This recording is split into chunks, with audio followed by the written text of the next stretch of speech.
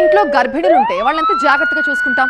వాళ్ళకి చిన్న కష్టం కూడా రాకుండా కంటికి రెప్పలా కాపాడుకుంటూ ఉంటారు. అలాంటి గర్భిణీలు హాస్పిటల్కి వెళ్తే అక్కడ సిచ్యువేషన్స్ చూసి షాక్ అవుతున్నారు.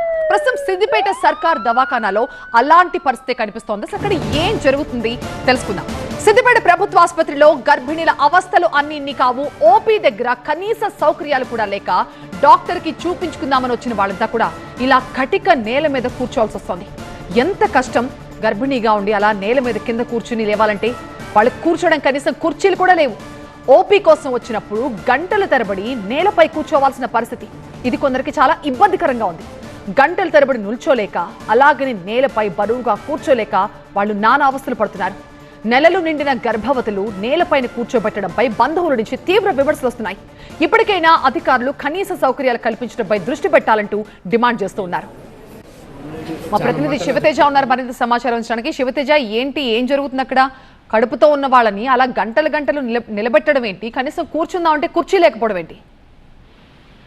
సో ప్రభుత్వం వైపు ప్రభుత్వ ఆసుపత్రులన్నీ కూడా కార్పొరేట్ స్థాయిలో అభివృద్ధి చేస్తామంటూ చెప్తున్నా అది ఆశల్లో మాత్రం ఎక్కడా కనిపించడం లేదని చెప్పాలి. సిద్దిపేట ప్రభుత్వ ఆసుపత్రిలో ఉదయం నుంచి అంటే ఉదయం 6 గంటల నుంచి ఇప్పటి వరకు కూడా అక్కడ ఉన్నటువంటి గర్భిణీ స్త్రీలు ఎవరైతే ఉంటారో వాళ్ళంతా కూడా తీవ్ర అవస్థలు అయితే ఎదుర్కొంటారు. ఎందుకంటే వారంతా కూడా ఉదయం 6 గంటల నుంచే ఓపీ కోసం అక్కడికి రావడం జరుగుతుంది. వివిధ స్కానింగ్ల కోసం అక్కడికి రావడం జరుగుతుంది. నెలలు నిండినటువంటి గర్భిణులు ఎక్కువ ప్రభుత్వ ఆసుపత్రికి అయితే వస్తుంటారు. అట్లాంటి వారికి తీవ్ర అవస్థలు అయితే ఎదురయ్యాయి. ఎందుకంటే ఓపీ దగ్గర కనీసం కుర్చీ లేకపోవడం, బెంచీ లేకపోవడంతో ఉదయం నుంచి వారంతా కూడా నేలపైనే కూర్చోవాల్సిన పరిస్థితి ఏర్పడుతుంది. వాళ్ళంతా కూడా 9 నెలలు 8 నెలలు నిండినటువంటి గర్భిణీలు కింద కూర్చోవడంతో తీవ్రమైనటువంటి అవస్థలైతే ఎదుర్కొంటున్నారు. పైకి లేవాలంటే కూడా తీవ్ర స్థాయిలో ఇబ్బందులకైతే గురవుతున్నామంటూ కూడా చెప్తున్నారు. సో ఇది చాలా రోజులుగా జరుగుతుంది. ఈ రోజు బయటికి రావడం జరిగింది. సో అక్కడ ఉన్నటువంటి గర్భిణికి సంబంధించిన బంధువులు ఎవరైతే ఉంటారో వారు కూడా తీవ్ర స్థాయిలో ఆవేదనతో పాటు కొంత ఆగ్రహాన్ని అయితే వ్యక్తం చేస్తున్నారు. ఎందుకంటే నెలలు నిండినటువంటి గర్భిణిని దేవతలా చూస్తామో అట్లాంటి వారికి కూడా ఈ విధంగా